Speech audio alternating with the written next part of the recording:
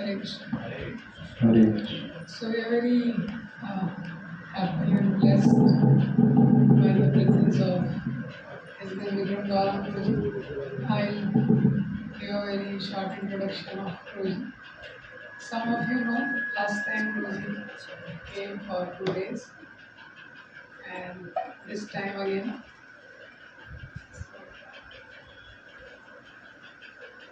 So as such Guruji's schedule is also very tight and he is very much needed and demanded in many places. So Guruji has done his education from Pune. There was one college, it was on hill, Singhad. So the name of the voice was Giri Govardhan voice. So Pune I had very small interaction, very few interactions with Guruji. Eventually in Kanpur we got the association of Guruji because when we joined, then Guruji came to train. Guruji is very much known for his training devotees by his classes and all, very much by his example and personal life. So very much fits in walk your talk saying, and many responsibilities over the years have come on Prabhuji. When he was in Kanpur, he was taking care of the whole Brahmachari ashram and helping in dealing with all the senior devotees, setting the standards of ashram.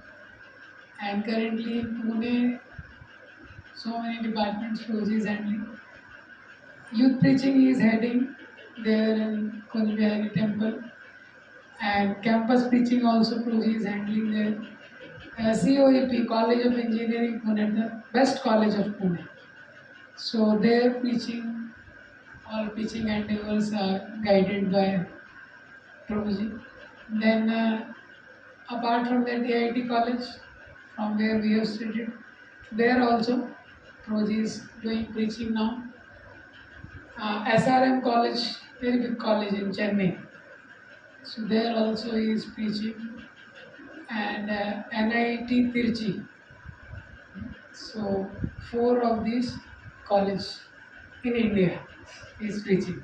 Apart from the campus preaching and also the Brahmachari ashram things in Pune ashram, and then Los Angeles invest, like we have Bollywood in Bombay, Hollywood is in Los Angeles.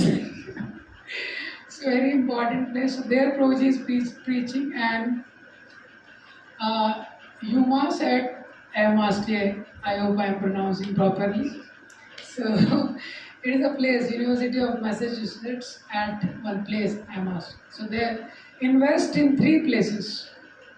Prabhuji is preaching, guiding practically many youths. You can just imagine three places in the West and four very prominent colleges in India at different places apart from the campus preaching thing, the Brahmachari ashram things. And there is one place, Kharadi, there is a whole community, so that also Prabhuji is leading. So Krishna has blessed Prabhuji with great capacity and also great sensitivity. So very amazing in his personal example, in his personal dealings, in his guidance, in his classes. So I personally get a lot of benefited by seeking guidance from Prabhuji at times.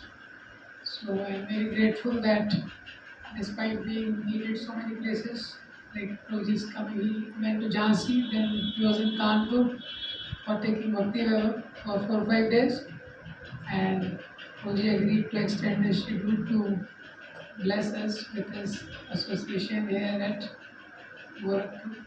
Let us heartily thank Prabhuji to Gorakhpur. May lovely chanting 3 times.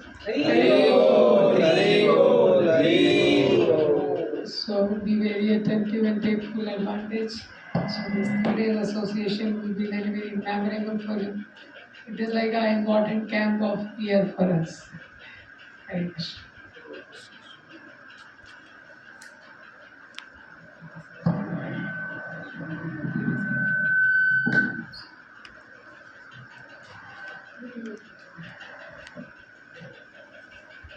Hare Krishna. Hare Krishna.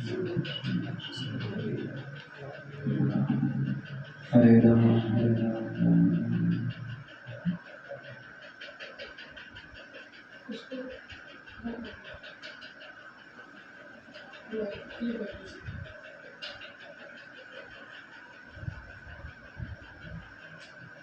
Hare Krishna. Kata can be. Sing a song Radha Krishna Prana Maya.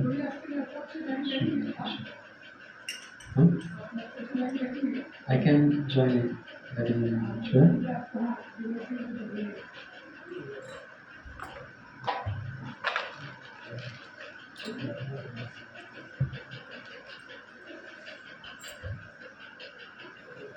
Radha Krishna Pranamaya Jagana Krishna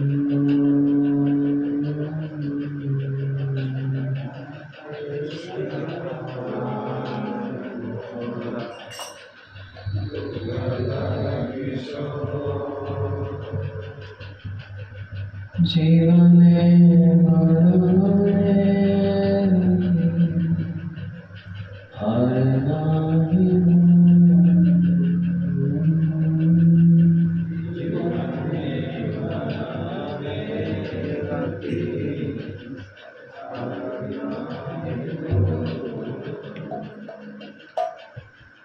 Jivane Marane Gati Haranahi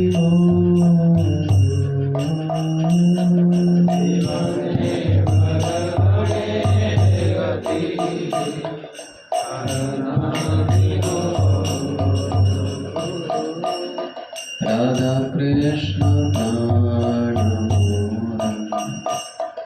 Jagana Kishore Radha Krishna Jagana Kishore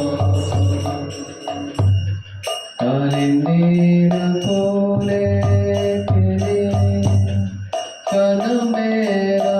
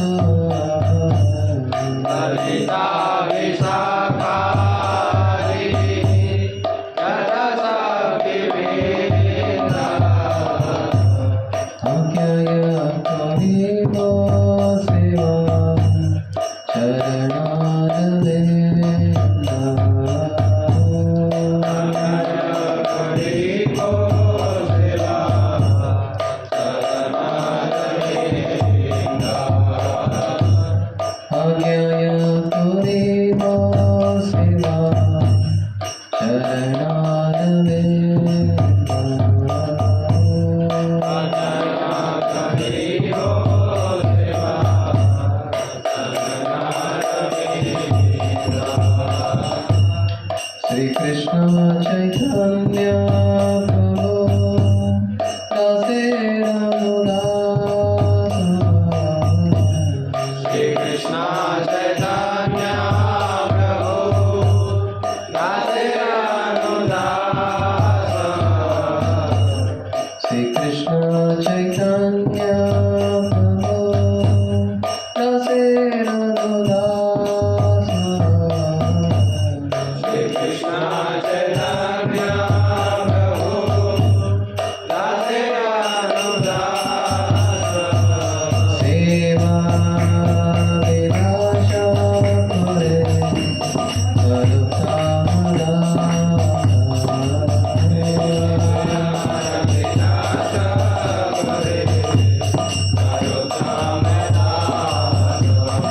Seva Vilasha Kore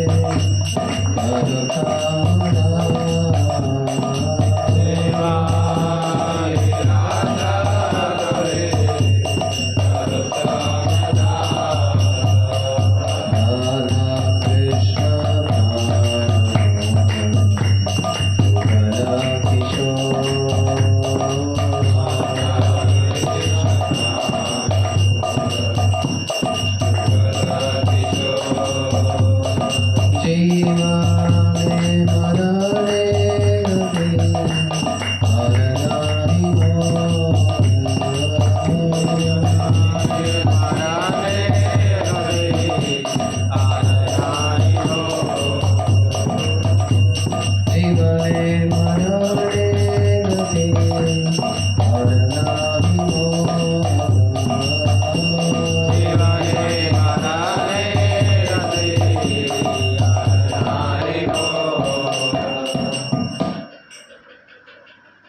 Shri Ratan Thakur ki jai, Shri Prabhupada ki jai, Samveta Bhakta.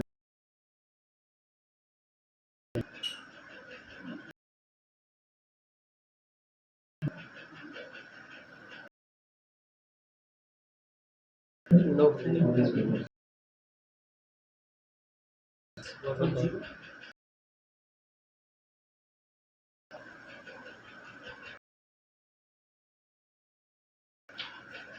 So Narottam Thakur says here, the divine couple Sri Sri Radha and Krishna is my life and soul. In life or death, I have no other refuge but them. In a forest of small kadamba trees on the bank of the Yamuna, I will seat the divine couple on a throne made of brilliant jewels. I will anoint their dark and fair forms with sandalwood paste scented with jiva, and I will fan them with chamara mist. Oh, when will I behold their moonlight faces? After stringing together garlands of malati flowers, I will place them around their necks, and I will offer tambula scented with camphor to their lotus moms. With the permission of all the Sakhis headed by Lalita and Vishakha, I will serve the lotus feet of Radha and Krishna. Narottam Das, the servant of Sri Krishna Chaitanya Prabhu, longs for this service to the divine couple. Om Jnanatimirandasya Jnananjanashalakaya Chakshurunmilitam Yena Tasmai Shri Gurave Namah Shri Chaitanya Manobhishtam Sthapitam Yena Bhutale Swayam Rupa Kadayam Dadapi Swapadantikam Vandeham Shri Guru Shri Yudhatapadakadam Shri Guru Vaishnavanscha Shri Rupam Sarajatam Sahana Raghunathanvitantam Sajivam Sadvaitam Savadutam Parijana Saitam Krishna Chaitanya Devam Shri Radha Krishna पादान् सहगणा Lalita Shri विशाखान्वितांश्च नमो विष्णुपादाय कृष्णपृष्ठाय भूतले श्रीमते भक्तिवेदान्त स्वामिने नाम्ने नमस्ते सारस्वते देवे गौरवाणी प्रचारिणे निर्विशेषा शून्यवादी पाश्चात्यदेशतारिणे नमो महावदन्याय कृष्णप्रेमप्रदायते कृष्णाय कृष्णचैतन्य नाम्ने गौरदुषे नमः। हे कृष्णा करुणा सिन्धो दीनबन्धो जगत्पते गोपेश गोपिकान्त श्रीराधाकान्त नमोऽस्तुते। तप्तकाञ्चन गौराङ्गी राधे वृन्दावनेश्वरी वृषभानुसुते देवी प्रणमामि हरिप्रिये। वाञ्छाकल्पतरुभ्यश्च कृपासिन्धुभ्यैव च पतितानां पावनेभ्यो वैष्णवेभ्यो नमो नमः। जय श्री कृष्ण चैतन्य प्रभु नित्यानंद श्री अद्वैत गदाधर श्रीवासादि गौर भक्तवृंद।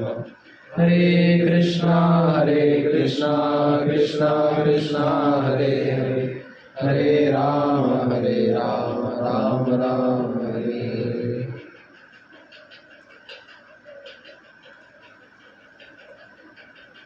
हरे कृष्ण।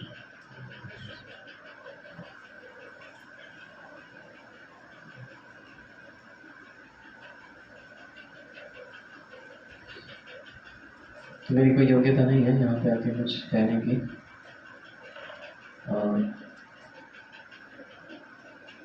एक महत्वपूर्ण कारण है मैं यहाँ पे क्यों आता हूँ, so that I can take inspiration and I can learn so much from all the devotees who are serving so nicely here. खासकर His Grace आदिश्याम को मेरे जीवन में बहुत बड़े प्रेरणा के स्रोत रहे मुझे। पहले भी थे, आज भी है, आगे भी रहेंगे। तो मेरा कानपुर आना मुझे लगा बहुत सक्सेसफुल हो गया, बिकॉज कानपुर आके मुझे उनका संग लेने का अवसर मिला था। लेकिन जब मैं वापस मुझे जाना पड़ा पुनः सेवा के लिए, तो मैं सोचा ये जो मुझे आशीर्वाद मिला था मुझे के संग का, वो खोना नहीं चाहता। इसलिए उतना दूर से यहाँ पे आता हूँ मैं, ताकि प्रभु जी का संग मिले।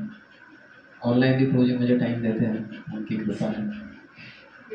टाइम एंड अगेन उनका टाइम लेके मैं कुछ रीडिंग करके कुछ डिस्कशन करता हूँ उनके साथ में। तो नाम के लिए इतनी सारी सेवा है मेरे पास, लेकिन कोई सेवा भाव नहीं है। तो भक्ति में सिर्फ सेवा होना सफिशिएंट नहीं, सेवा भाव होना ज़्यादा इम्पोर्टेंट है। हम कितनी बड़ी सेवा कर रहे हैं उससे ज़्यादा किस भाव से सेवा कर रहे हैं वो ज़्यादा महत्वपूर्ण है। बिकॉज छोटी गिलहरी थी, वो भी सेवा कर रही थी, और हनुमान जी भी सेवा कर रहे थे, और बहुत सारे वानर वहाँ पे सेवा कर रहे थे। लेकिन प्रभु श्री रामचंद्र ने उस गिलहरी को अपनी कृपा प्रदान की। सिर्फ गिलहरी को नहीं, लेकिन गिलहरी की पूरी प्रजाति को कृपा प्राप्त होगी। उन्होंने जो 3 रेखाएं उनके पीठ के ऊपर बनाई, तो उनके सेवा भाव से प्रभु श्री रामचंद्र इतना प्रसन्न हो गए कि पूरी गिलहरी की प्रजाति को हमेशा के लिए प्रभु श्री रामचंद्र की कृपा प्राप्त हो गई। तो क्या भाव है वो ज़्यादा इम्पोर्टेंट है। साथ ही साथ अगर आप बहुत सारी सेवा करते तो अच्छा ही है, दोनों अगर है तो बेस्ट है, लेकिन इम्पोर्टेंट है कि हम भाव सही रखें। तो मेरे पास सेवाएं बहुत सारी है, लेकिन भाव का अभाव है। इस भाव को प्राप्त करने के लिए मैं आतिशंभु का संग लेता हूँ, और इसलिए यहाँ पे आया भी हूँ आप सबकी सेवा भाव से इंस्पायर होने के लिए। तो आया हूँ तो कुछ फ्री में मिलेगा नहीं, कुछ तो सेवा करना पड़ेगा। इसलिए यहाँ पे बैठ के कुछ कहने का प्रयास करूँगा, ये सेवा। तो आप सबसे आशीर्वाद की याचना करता हूँ, ताकि जो 3 दिन हम डिस्कशन करेंगे वो भगवान श्री हरि गुरुजन और सभी वैष्णव को प्रसन्नता प्रदान कर सके और जो कुछ भी कहूँ वो पूर्ण करें। तो मैंने विचार किया हम गुंडीचा मार्जन ये विषय के ऊपर कुछ विचार करेंगे। तो चैतन्य चरितामृत मध्य लीला अध्याय 12वां, cleansing of the Gundicha temple, श्लोक संख्या 72।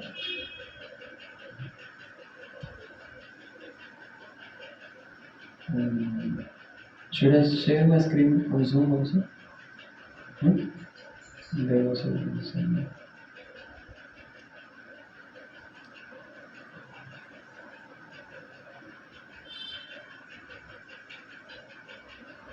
जय जय श्री चैतन्य जय नित्यानंद।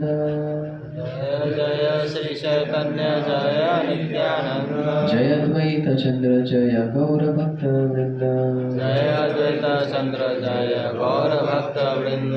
जय जय श्री चैतन्य जय नित्यानंद। जय जय श्री चैतन्य जय नित्यानंद। जय अद्वैत चंद्र जय गौर भक्त वृंद। जय अद्वैत चंद्र जय गौर भक्त वृंद। जय जय श्री चैतन्य जय नित्यानंद। जय जय श्री चैतन्य जय नित्यानंद। जय अद्वैत चंद्र जय गौर भक्त वृंद। जय अद्वैत चंद्र जय गौर भक्त वृंद। तो ये बहुत विशेष अध्याय है श्री चैतन्य चरितामृत से, मध्य लीला में आता है। चैतन्य महाप्रभु और उनके जितने पार्षद हैं एक साथ में मिलके गुंडीचा मंदिर का मार्जन करते हैं। तो आप में से कितने लोग जगन्नाथपुरी गए हैं? अच्छा, आधे वर्ग गए हैं, आधे वर्ग नहीं गए। तो जगन्नाथपुरी में रथ यात्रा जब होती है भगवान जगन्नाथ की, तो 7 दिन के लिए भगवान जगन्नाथ गुंडीचा मंदिर में आके रुकते हैं। तो गुंडीचा मंदिर ये तो इंद्रद्युम्न महाराज ने जगन्नाथ जी का मंदिर बनाया और उनकी जो पत्नी थी उनका नाम था गुंडीचा, तो उनका गुंडीचा मंदिर है। वहाँ से कुछ किलोमीटर दूर, वॉकिंग डिस्टेंस ही। तो रथ निकलता है जगन्नाथ जी के मंदिर से, तो जगन्नाथ जी के मंदिर को द्वारका माना गया है और गुंडीचा मंदिर को वृंदावन माना गया। तो भक्तों का रथ यात्रा का भाव ये होता है कि हम भगवान को द्वारका से वृंदावन में लेके आना चाहते हैं। जैसे ब्रजवासी लोग भगवान का बहुत विरह अनुभव कर रहे थे जब भगवान मथुरा चले गए, और उनकी हमेशा चाह थी कि हम कब भगवान को वृंदावन वापस लेके आएंगे। तो ऐसे ही भक्तों का भी यही भाव होता है कि हमारा जो हृदय है वो एक वृंदावन के समान बन जाए। अगर वो वृंदावन के समान बन जाएगा तो भगवान वहाँ पे आना पसंद करेंगे। तो रथ यात्रा में भगवान को 7 दिन के लिए गुंडीचा मंदिर में ले जाया जाता है और उसी 7 दिन वहाँ पे भगवान रहते हैं। बाद में साल भर वो मंदिर बंद रहता है। तो क्योंकि साल भर मंदिर बंद रहता है तो वहाँ पे बहुत गंदगी हो जाती है बाहरी रूप से, तो उसकी पहले सफाई होती है रथ यात्रा के एक दिन पहले। तो वहाँ पे बहुत सारा मिट्टी जमा हो गई है, धूल जमा हो गई है, जाले लग गए हैं। तो पूरे मंदिर का मार्जन मतलब सफाई होती है, जिससे अगले दिन रथ यात्रा के अंत में भगवान वहाँ पे आके 7 दिन के लिए रह सके। तो चैतन्य महाप्रभु की इच्छा थी कि वे स्वयं इस मंदिर का मार्जन की सेवा करें अपने भक्तों के साथ, क्योंकि हमारा जो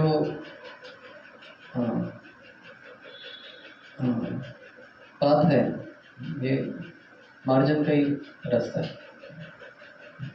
all bhakti is all about cleaning, correct ना? Cleansing the mirror of our mind, चेतो दर्पण मार्जनम। तो हमारा मार्जन शुरू से सुबह से शुरू हो जाता है। चेतो दर्पण मार्जनम, जो हमारा मिरर ऑफ माइंड है, जो दर्पण है चेतना का, वो भी धूल से भर चुका है। कितनी धूल है?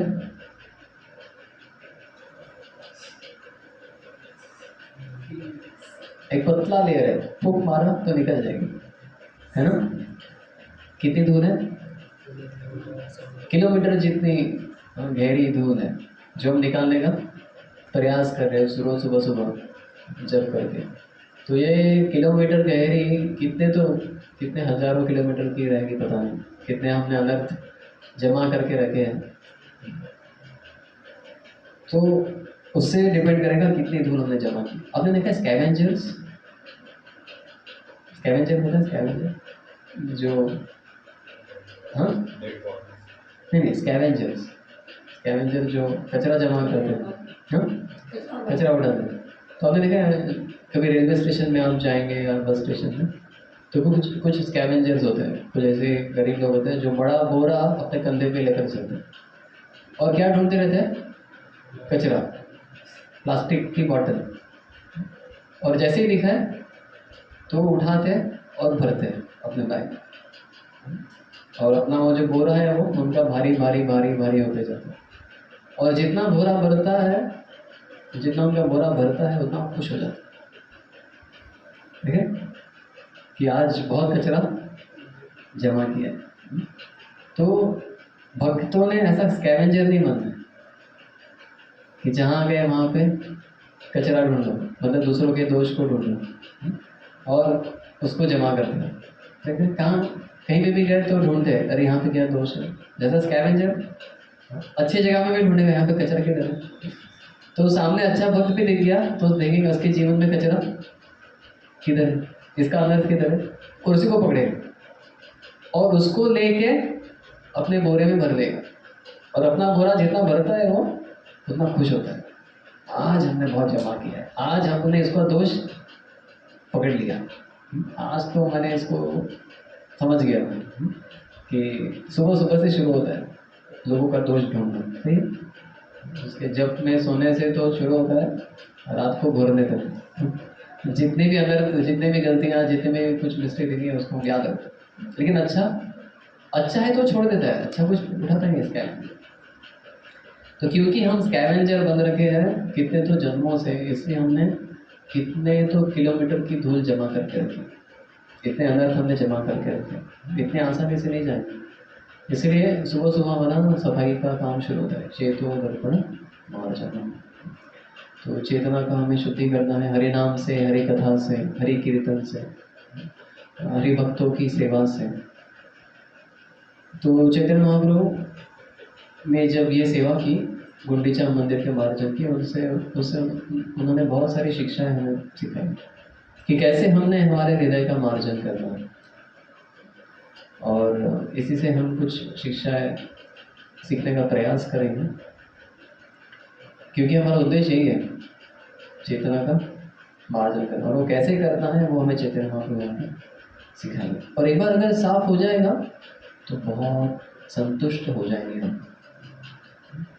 जैसे कभी कोई छोटा बच्चा उठता है नींद से, तो ऐसे ही उसकी आंखों में और पहले दिन लगाया हुआ काजल ऐसा काला काला पूरा फैल गया होता है, आँख से कुछ निकल रहा है, नाक से कुछ निकल रहा है, बाल बिखरे हुए हैं, उसका चेहरा भी ऐसे ही पसीने जैसा कुछ हो गया। तो किसी को अच्छा लगता है उसको देखकर कि चलो इसको मैं गले मिलूँ, इसके गाल खींचूँ, नहीं लगता है, ऐसा देख के थोड़ा अच्छा नहीं लगता है। लेकिन जैसे ही वो स्नान करता है, स्नान करके फिर उसकी माँ मस्त उसको पाउडर लगाती है, उसको काजल लगाती है, और उसको अच्छे कपड़े, सुंदर कपड़े पहनाती है, फिर सब लोग उसके पीछे भागने लगते हैं। जब भी चिक्स उसके गाल खींचते हैं, उसको हर कोई उसके साथ में खेलना चाहता है। वैसे ही जब तक हम अशुद्ध हैं, हम अपने आप को ही प्रसन्न नहीं कर पाएंगे, ना ही और किसी को प्रसन्नता देगा। जैसे ही हम शुद्ध हो जाएंगे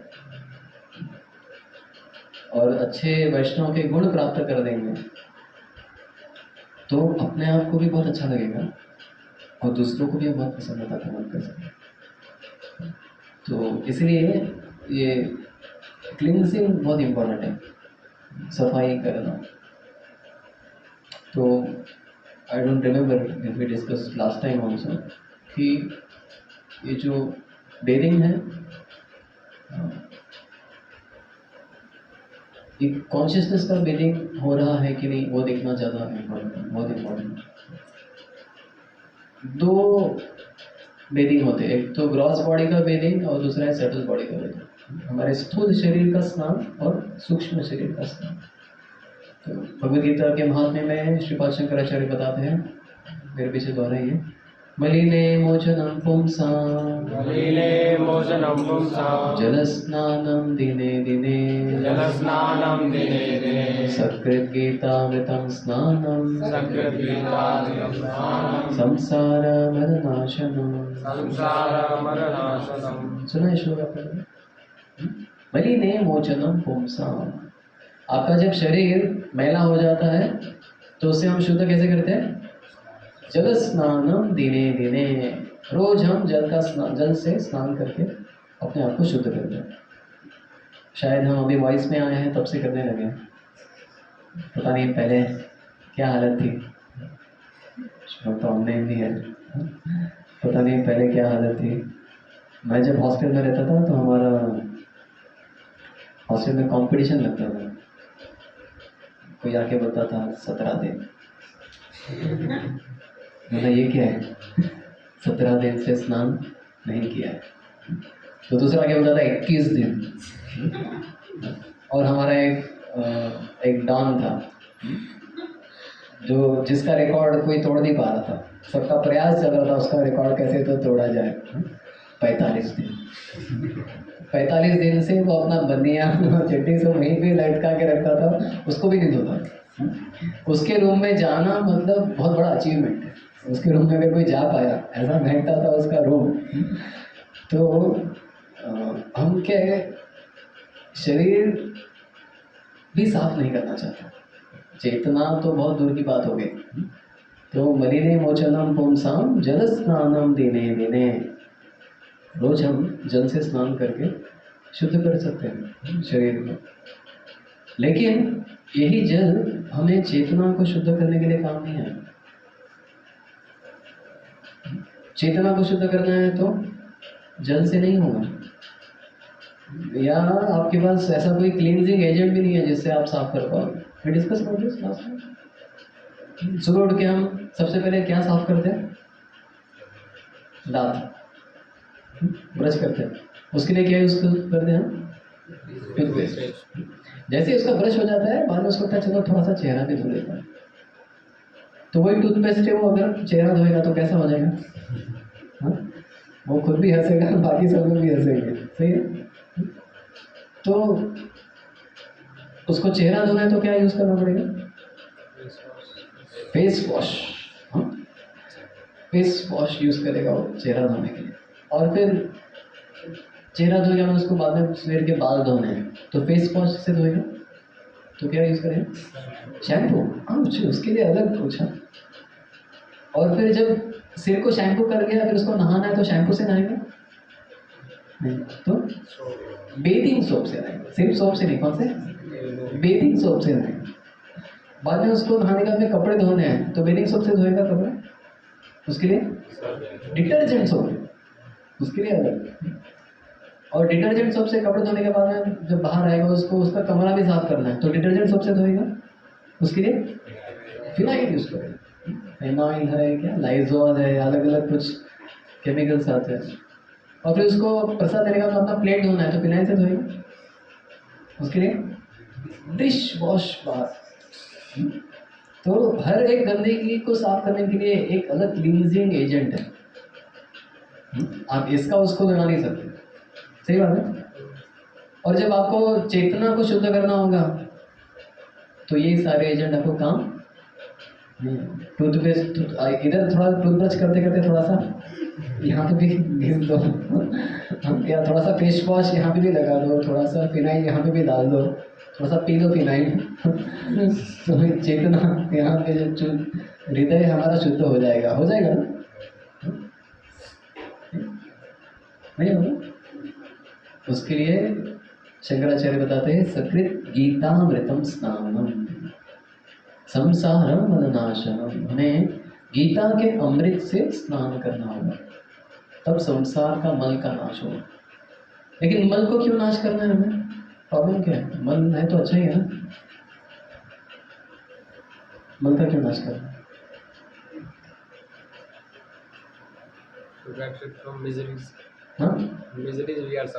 हाँ, क्योंकि मल के कारण हम सफर कर रहे हैं। जैसे मैंने बताया बच्चा गंदा है उससे वो भी परेशान है, बाकी लोग भी परेशान। तो हम अपने आप से परेशान हैं और बाकी लोग भी हमसे परेशान हैं क्योंकि हम मल को लेके बैठे हुए। जैसे दुर्योधन को क्या चाहिए था? उसको राजा बनना था। राजा बनने के बाद में खुश हो गया वो? नहीं, क्योंकि उसका दुख का कारण राजा बनना नहीं था, दुख का कारण मल था। उसके हृदय में कौन सा मल था? ईर्ष्या नामक मल, एनवी, जेलसी, एनवी। ये ईर्ष्या होने के कारण भले ही जब पांडव लोग वनवास में गए, उसने देखा कि पांडवों को अपना गृहस्थ धर्म करना था, दान का, ब्राह्मण भोजन का, लेकिन उनके पास तो कुछ धन नहीं था। तो पांडवों ने क्या किया? सूर्यदेव की आराधना की, सूर्यदेव से अक्षय पात्र प्राप्त किया और उससे उनका फुटबॉल एक प्रोग्राम सुपरहिट हो गया।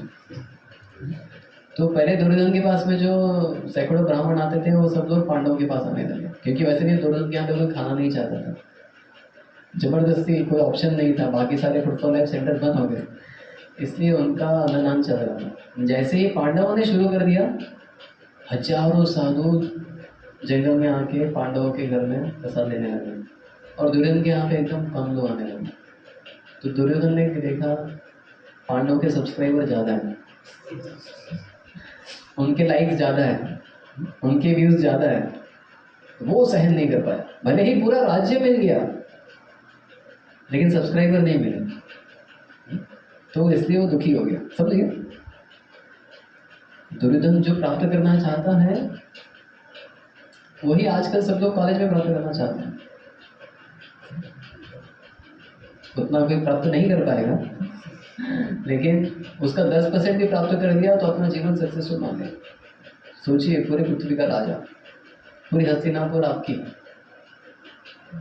प्रजा आपके, कुक्स आपके, सारे पैलेस आपके, सारा पैसा आपका, सारे सोल्जर्स आपके, सब लोग वैसे ही प्राप्त करना चाहते हैं। लेकिन ये सब प्राप्त करने के बाद में भी दुर्योधन सुखी नहीं हुए, क्योंकि अंदर का मल का उन्होंने नाश नहीं किया।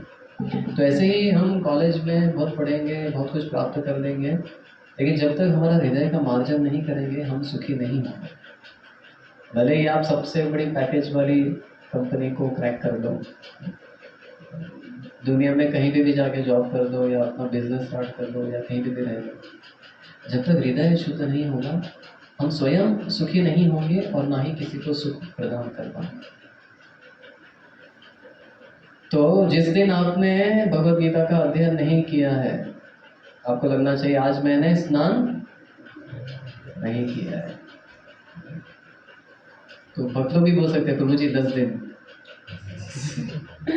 सिर्फ शरीर का स्नान करना मतलब शुद्ध होगा ऐसा नहीं है, वो तो बेसिक है अभी हमारे लिए। अब तो 2 बार तो हर कोई स्नान कर ही लेगा, अभी हमारा चेतना का स्नान हम कर रहे हैं या नहीं, वो ज़्यादा महत्वपूर्ण है। तो पूछना चाहिए प्रभु जी आज किया क्या स्नान? हाँ? और अगर आपने गीता नहीं पढ़ा है, हरि कथा नहीं सुना है, तो आपने स्नान नहीं किया। अगर जप नहीं किया है तो आपने स्नान नहीं किया है। तो ऐसा रिकॉर्ड मत बनाना वॉइस में, प्रभु जी 17 दिन प्रभु जी 25 दिन ऐसे अगर करोगे तो ना ही आप संतुष्ट होंगे, ना ही और भी आपसे सुखी होंगे। रोज स्नान करना। भागवतम तो कहता है सायं प्रातः, शाम को और सुबह 2 टाइम स्नान करना है। भगवद गीता और श्रीमद् भागवत से, सुबह श्रीमद् भागवत सुनकर शाम को भगवद गीता पढ़ के 2 टाइम स्नान करना। और ऑब्वियसली हरिनाम जो कर रहे हैं वो भी स्नान ही है, लेकिन हरिनाम को अच्छे से करने के लिए श्रवण करना बहुत आवश्यक है। कथा का श्रवण नहीं करेंगे तो हरिनाम भी अच्छे से नहीं करेंगे। तो इसीलिए हमने चेतना का मार्जन करना है, और ये कैसे करना है ये हम सीखेंगे श्री चैतन्य महाप्रभु से। तो ये मध्य लीला का 12वां अध्याय है, श्लोक संख्या 72। मेरे पीछे दोहराइए। प्रथमे काशी मिश्रे प्रभु बोलाइला, प्रथमे काशी मिश्रे प्रभु बोलाइला, पडिचा पात्र सार्वभौमे बोलाइया आनिला, पडिचा पात्र सार्वभौमे बोलाना आनिला। Sri Chaitanya Mahaprabhu first of all called for Kashi Mishra, then for the superintendent of the temple, then for Sarvabhauma Bhattacharya. तो चैतन्य महाप्रभु ने सबको बुलाया, भट्टाचार्य को बुलाया, काशी मिश्र को बुलाया, और जो सुपरिटेंडेंट है टेम्पल कमांडर है, सबको बुलाया। तो सब लोग थोड़ा क्यूरियस हो गए, क्या हो गया, महाप्रभु ने क्यों बुलाया। होता है ना ऐसा कभी अगर प्रभु जी ने बुलाया तो एकदम से क्यों बुलाया, क्या हो गया, मैंने क्या गलती किया, मैंने क्या पाप किया, क्या हो गया एकदम से, क्यों मुझे कृपा दे रहे हैं। तीन जन पाछे प्रभु हसिया कहिला, गुंडीचा मंदिर मार्जन सेवा मांगी लेला। तो तीनों के पास में प्रभु जी चैतन्य महाप्रभु मतलब चैतन्य महाप्रभु, जब भी चैतन्य चरितामृत में प्रभु आता है, जनरली भी चैतन्य महाप्रभु भी आता है। तो उन्होंने हासिया कहिला, हासिया मतलब थोड़ा सा स्माइलिंग, ऐसा प्रसन्न होकर उन्होंने कहा, गुंडीचा मंदिर मार्जन सेवा मांगी लिया, उन्होंने सेवा मांग के लिया। वो मैनेजर, वो टेम्पल प्रेसिडेंट, वो हेड पुजारी, मेरी इच्छा है कि ये सेवा मैं करूं। कितना अच्छा हो जाएगा अंदर, सब भक्त लोग ऐसे करेंगे। जनरली उल्टा होता है ना, वो सुपरिटेंडेंट ऑफ द टेम्पल, जो टेम्पल कमांडर है, मैनेजर है, वो पीछे जाता है भक्तों के पास और स्माइल देके बोलता है, प्रभु जी क्या आप ये सेवा करेंगे। और फिर वो सोचेगा क्या मैं अपनी कृपा बरसाऊं इस भक्त के ऊपर। जैसे कोई देवताओं के पास में जाके प्रार्थना करता है, फिर देवता विचार करेंगे क्या मैं इसके ऊपर अपनी कृपा बरसाऊं। वो सोचता है, मुझे थोड़ा सोचने दो, आपको सोच के बताता हूँ क्या मैं अपनी कृपा इनके ऊपर बरसाऊं। और फिर उसको लगता है कि ठीक है, बहुत दिन से कृपा नहीं बरसाई, तो आज थोड़ी सी इनके ऊपर कृपा मैं कर देता हूँ। ठीक है, झाड़ू मारना है, ठीक है झाड़ू मारना है, अच्छा ऑफरिंग करना है, लेकिन उल्टा होना चाहिए। जो सेवा करने वाले हैं उन्होंने भक्तों के पास में जाके प्रार्थना करनी चाहिए कि प्रभु जी क्या मैं ये सेवा कर सकता हूँ, क्योंकि जो सेवा है भगवान की, ये हमारे लिए बहुत बड़ा आशीर्वाद है। और अगर सेवा नहीं रहेगी तो हमारे लिए बहुत बड़ा पनिशमेंट हो जाएगा। शिक्षा क्या पनिशमेंट, शिक्षा पनिशमेंट है तो शिक्षा, सजा या सजा जैसे हो जाएगा। तो एक वॉइस था हमारा, इतने आइडियल डिवोटीज थे वहाँ पे सारे। वहाँ पे रूल क्या था कि अगर ये डिवोटी अच्छे से बिहेव नहीं करेगा तो उसको हम कोई सेवा नहीं देंगे। और जिसको सेवा नहीं मिलता था वो डिवोटी बहुत दुखी हो जाता था, अरे वो क्या हो गया मेरे साथ में, मैं सेवा नहीं कर पाऊंगा, सेवा ले ली गई। वो भक्त को भी दुख लगता। लेकिन आजकल अगर ऐसा सिस्टम लाया कि ये भक्त अच्छा बिहेव नहीं कर रहा है, उसको कोई सेवा नहीं देगा, तो भक्त सुन के ही सब लोग खुश हो गए जय हरि बोल, कोई सेवा नहीं करना पड़ेगा, बस बैठो खाओ मजा करो। नहीं, एक्चुअली सेवा अगर नहीं है तो वो हमें लगना चाहिए सजा है, क्योंकि सेवा ये बहुत बड़ी आशीर्वाद है हमारे लिए। क्यों सेवा बहुत बड़ा आशीर्वाद है? ऐसा किसको लगता है सेवा बहुत बड़ा आशीर्वाद है? हाथों उठाइए, किसको लगता है? अच्छा सभी लोग बोल रहे हैं, कोई बताना चाहेगा ऐसा क्यों लगता है आपको, क्यों सेवा बहुत बड़ा आशीर्वाद है? Because when we do seva, we make our superior pleased, and when they got pleased, then they show mercy and our consciousness develop, and Lord Krishna also become happy. बहुत अच्छा, हरि बोल। जब हम सेवा करेंगे तो हम वरिष्ठ भक्तों को खुश कर पाएंगे। जब वो खुश हो जाएंगे तो भगवान की कृपा हमें प्राप्त होगी। भगवान की कृपा प्राप्त करना ही तो जीवन का ध्येय है। तो सेवा नहीं करूँगा तो मुझे कृपा कैसे मिलेगी, है ना? लेकिन कोई बोलेगा मुझे ऐसा क्यों रखा है, बिना सेवा किए खुश क्यों नहीं होता है सीनियर डिवोटी? ऐसे भी कृपा तो ऐसे भी देना चाहिए उन्होंने, प्रभु जी आप सेवा करो या ना करो, हम आपसे खुश हैं। तो वो ज़्यादा अच्छे प्रभु जी है, नहीं? हाँ हाँ बोलो। हाँ, ऐसा क्यों?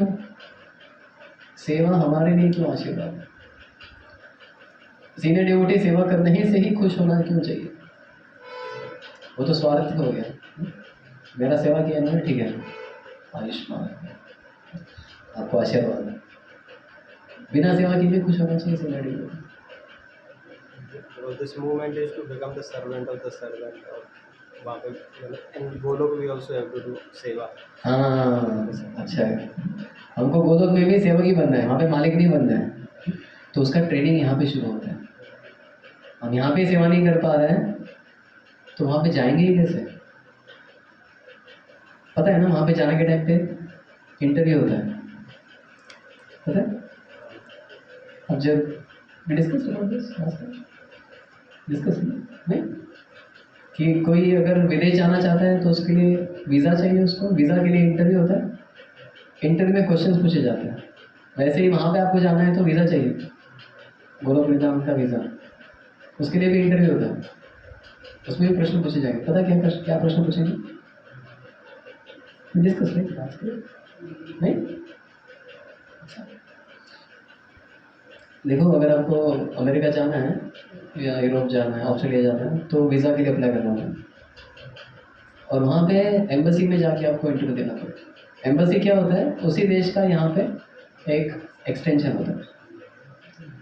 तो अमेरिकन एम्बेसी जो है इंडिया में, वहाँ पे सब कुछ अमेरिका से लाया जाता है। पानी की बॉटल और लिखने का पेन भी अमेरिकन होता है। वहाँ पे सारे अमेरिका के रूल्स अप्लाई होते हैं वहाँ पे, पता है? अगर कोई इंडिया में चोर है, चोरी करके भाग रहा है, भागते भागते कैसे तो अमेरिकन एम्बेसी में घुस गया, तो भारतीय पुलिस उसको पकड़ नहीं सकती। भारत के रूल वहाँ पे अप्लाई नहीं होते। अमेरिकन पुलिस को उसको फ़ोन करना पड़ेगा, अमेरिकन पुलिस उसको पड़ेगी। उतना जो प्रांगण है, उतना जो एरिया है अमेरिकन एम्बेसी, वहाँ पे सब कुछ अमेरिकन है। पीने का पानी भी वहाँ से आता है, सब कुछ उधर से लाया जाता है। तो प्रभुपाद जी ने बताया कि हमारे जो मंदिर है वो भी embassy of the spiritual world, सब कुछ वहाँ पे वो लोग से लाया है। वहाँ पे कुछ भी ऑर्डिनरी नहीं है, वहाँ पे नियम भी सारे वैकुंठ के हैं। सही है ना? Embassy of the spiritual world. और वहाँ पे एक एम्बेसडर होता है, एक चीफ ऑफिसर होता है जो आपका वीज़ा सैंक्शन करेगा। तो हमारे इस्कॉन मंदिर में कौन है वो चीफ ऑफिसर? श्री प्रभुपाद की जय। तो प्रभुपाद जी बैठे वहाँ पे इंटरव्यू ले रहे सबको, किसको वीज़ा देना। तो बहुत सारे प्रश्न पूछते हैं, 3 बेसिक क्वेश्चन है जो पूछे जाते हैं। पहला आपको पूछा जाता है आपके पास पैसा कितना है? क्यों? आपके पास सफिशिएंट पैसा नहीं है, आप वहाँ पे चले गए, रिटर्न टिकट के लिए पैसा नहीं है, वापस कैसे आओगे? आना पड़ेगा ना वापस। पैसा कितना है आपके पास? जाने के लिए, आने के लिए पैसा है कि नहीं? तो प्रभुपाद जी भी पूछेंगे आपके पास पैसा कितना है? वृंदावन जाना है तो गोलोक वृंदावन, वो क्या है? हाँ, हरि नाम कितना लिया आपने? हरि बोल, गोलोक है प्रेम धन, हरि नाम संकीर्तन। आपने हरि नाम कितना किया? 16 माला किया कि नहीं किया? कैसे किया? ईमानदारी से किया कि ब्लैक में किया? सिर्फ मोतियाँ खींच लिया? बराबर किया कि नहीं किया? बोले हाँ प्रभुपाद सब 16 माला एकदम अच्छे से किया मुझे। फिर दूसरा क्वेश्चन पूछा जाता है आपके नाम पे कोई क्रिमिनल रिकॉर्ड है क्या भारत में? क्रिमिनल रिकॉर्ड है तो आपको जाने नहीं मिलेगा। तो वो क्या है हमारा? हाँ, पहले तो 4 रेगुलर प्रिंसिपल्स और दूसरा फिर अपराध। कितने वर्षों का अपराध किया इधर? कितना सेवा अपराध किया इधर? कितने नियम तोड़े यहाँ पे? ये सब तोड़ा है तो आपको उधर जाने सॉरी वीज़ा देना ही है, आपको नहीं मिलेगा। और तीसरा क्वेश्चन पूछते हैं वो आपको उधर क्यों जाना है? तो प्रभु जी पूछेंगे बोला आपको उधर क्यों जाना है? तो भक्त बोलेगा प्रभु जी इतना सेवा हो गया यहाँ पे, मैं परेशान हो गया हूँ, मैं अब और सेवा नहीं करना चाहता, मैं बस अभी सोना चाहता हूँ। तो प्रभु जी क्या बोलेंगे? वेलकम, आओ, वो तो सोने का ही जगह है, वहाँ पे सोना ही सोना है आपको, करेक्ट नहीं? वहाँ पे तो और भी सेवा रहेगा। यहाँ पे तो सिर्फ हम दिन में सेवा करते हैं, वहाँ पे तो रात में भी सेवा करेंगे, सोने का काम ही नहीं वहाँ। तो वहाँ पे जाने का ट्रेनिंग हो रहा है यहाँ पे, और गुरु हमें ट्रेन करना चाहते हैं सेवा भाव में। तो अगर हम बोलेंगे हम यहाँ पे सेवा नहीं करना चाहते, तो बोले वहाँ पे आना क्यों चाहते हो आप? तो अतः श्री कृष्ण नाम आदि न भवेत् ग्राह्यम् इंद्रियैः सेवोन्मुखे ही जिह्वादौ स्वयं विमस्मृतः। भगवान श्री कृष्ण के नाम रूप गुण लीला हम इस ग्राह्यम इंद्रिय ही, ग्रॉस सेंसेस से हम समझ नहीं पाते। हम भगवान के नाम की मधुरता अनुभव नहीं कर पाते, भगवान की रूप की मधुरता हम अनुभव नहीं कर पाते, क्योंकि हम अभी भी अविद्या से ढके हुए हैं। तो अविद्या से ऊपर कैसे आएंगे? अतः श्री कृष्ण नाम आदि न भवेत् ग्राह्यम् इंद्रियैः सेवोन्मुखे ही जिह्वादौ। हमें सेवोन्मुख होना पड़ेगा। जब सेवोन्मुख हो जाएंगे तो ये अविद्या का जो लेयर है हट जाएगा, हम शुद्ध हो जाएंगे, और फिर हम भगवान के नाम और रूप गुण लीला को सही रूप से समझ पाएंगे, उनका आस्वादन कर पाएंगे। और ये सेवा कैसे शुरू होती है? जिह्वादौ, जिह्वा से शुरू होती है सेवा। जिह्वा के दो कार्य है, श्री प्रभुपाद जी कहते हैं, एक तो हरिनाम करना और दूसरा taste, taste fruit, taste Krishna prasad. तो कृष्ण प्रसाद लेना और हरिनाम करना, और सिर्फ जीवा से नहीं बाकी इंद्रियों से भी हमने सेवा करना है। सेवोन्मुखे ही जिह्वादौ, सेवा करते करते हमने सेवोन्मुख हो जाना। अभी हमारा क्या है? भोगोन्मुख है। सेवा उन्मुख मतलब हमेशा सेवा ओरिएंटेड, भोगोन्मुख मतलब हमेशा भोग ओरिएंटेड। तो हमारे सीनियर ड्यूटी हमें बहुत शुरुआत में भक्ति के जीवन में बताया था कि जो शुद्ध भक्त होता है वो हमेशा सेवान्मुख होता है। वो जो भी देखता है वो भगवान की सेवा में इसे कैसे लगाया जाए उसका विचार करता है। और जो भोगोन्मुख है वो जो कुछ भी देखता है इसे मेरे भोग में कैसे लगाया जाए उस पर विचार करता है। सही है? जैसे ही सुबह उठता है वो भोगोन्मुख दृष्टि से सब कुछ स्कैन करता है, क्या है यहाँ पे मेरे भोग के लिए। लेकिन जो शुद्ध भक्त है वो सेवा के दृष्टि से पूरा दुनिया स्कैन करता है। उसे सुंदर फूल दिखता है, सोचता है इसे भगवान के चरणों में अर्पण करना चाहिए। लेकिन भोगोन्मुख क्या सोचेगा? इसको लेके मैं सुनूंगा, या इसको मैं किसी को दूंगा, भगवान को छोड़ के और किसी को दूंगा। तो वो भोगोन्मुख है। सेवोन्मुखे ही जिह्वादौ। तो हरिनाम भी हम इसी भाव में करने का प्रयास करते हैं। हे राधा, हे कृष्ण, हमें आपकी सेवा में संलग्न कीजिए, आपकी सेवा में हमें लगाइए। तो वो सेवा भाव डेवलप करने के लिए हमें गुरु सेवा में लगाते हैं। इसलिए भक्त ज़्यादा ईगर होना चाहिए सेवा करने के लिए, मैनेजर ने नहीं। मैनेजर सेवा देके तो बहुत बड़ी कृपा कर रहा है, ऐसे नहीं होना चाहिए प्रभु जी मुझे क्यों पकड़ते हैं, मुझे आपको मैं ही दिखता हूँ क्या? और फिर इसीलिए हमको कैंप्स करने पड़ते हैं, SRCGD, जिससे भक्तों के हृदय में सेवा भाव है, उन्हें पता चलेगी सेवा। क्योंकि सेवा करने से हम आत्मा अपने मूल स्वरूप के पास में आता है। जब मूल स्वरूप के पास में आएगा आत्मा तभी संतुष्ट हो पाए। आत्मा का मूल स्वरूप क्या है? जीवेर स्वरूप है कृष्णेर नित्य बॉस दास, सॉरी नॉट बॉस, दास। तो हमारा स्वरूप है हम भगवान के दास है, और जितना इस स्वरूप के हम निकट आएंगे उतना हम संतुष्ट हैं। क्योंकि जीव का स्वभाव भी है प्रेम करना और सेवा करना। प्रेम करना, और जिससे भी हम प्रेम करते हैं उनकी हम सेवा करें।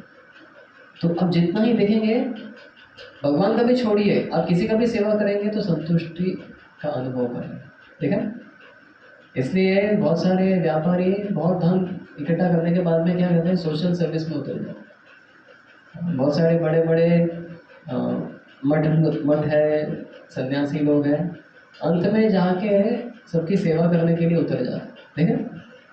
बिल गेट्स, देखिए bill and Melinda Gates foundation, वहाँ पे जाके, और हमारे मंदिर में भी हमने देखा है बहुत धनी लोग हैं, वो सिर्फ प्रसाद स्पॉन्सर नहीं करते, बोलते हमको आके सर्विंग करनी है। तो हमें, और उसको एक दिन प्रसाद सर्विंग का मौका मिलता है तो इतना खुश हो जाता है, प्रसाद सर्विंग करते करते उसके आंखों से अश्रु आता है, क्या अवसर मिला है मुझे भक्तों का सेवा करने का। और कभी कभी किसी भक्त को बोला, प्रभु जी आपको आज प्रसादम सर्विंग करना है, तो उसके भी आंखों से अश्रु आते हैं। अरे प्रभु जी, ये आज इतना विशेष फीस से खत्म हो गया तो सर्विंग करते करते अगर खत्म हो गया तो मेरा क्या होगा। उसके भी आंखों से अश्रु आते। तो अश्रु कब आने चाहिए? जब सेवा ना मिले तब अश्रु आने चाहिए। सेवा मिले तो अश्रु नहीं आने चाहिए। तो एक बार आप में से कोई लोग शांतिपुर गए? शांतिपुर ये अद्वैताचार्य का स्थान है। अद्वैताचार्य जो पंचतत्व में से एक है, उनका स्थान है शांतिपुर, उनका घर था वहाँ पे। तो आज भी जब अद्वैताचार्य का आविर्भाव तिथि होता है